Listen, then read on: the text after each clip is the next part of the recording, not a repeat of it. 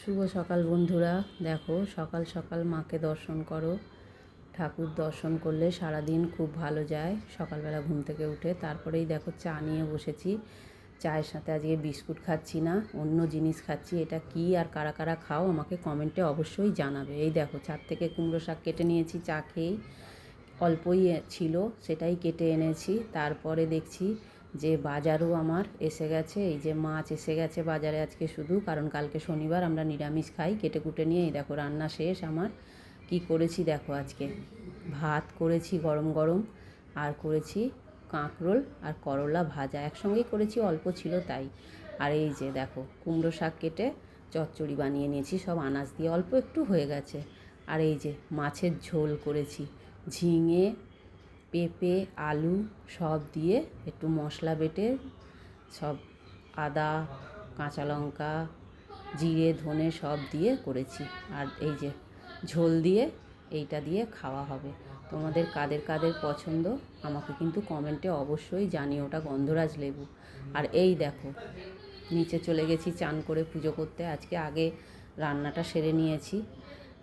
আর এই দেখো আমার মা মনসা আছে ঠাকুর ঘরে, লাল লাল জবা ফুলের মালা পরেছে। দেখো লাল ফুলের মালা পরে কেমন লাগছে মাকে, দেখো তোমরা।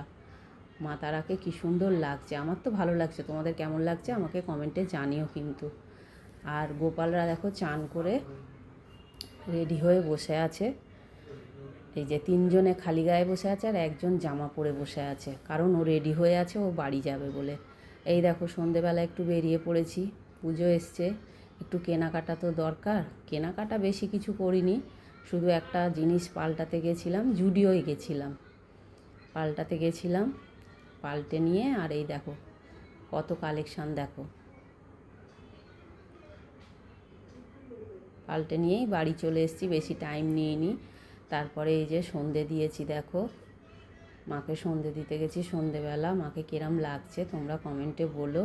আজকে মা 3টে মালা পড়েছে জানো তো। এই যে গোপালরা খাচ্ছে, আর একজন তো সেই দুপুর থেকে রেডি হয়ে বসে আছে, সিংহাসনে নেমে গেছে এই ওপর থেকে। তবু বাড়ি এখনও যায়নি, যাবে। একটু লেট হয়ে গেল ওর বাড়ি যেতে, এক্ষুনি আসবে।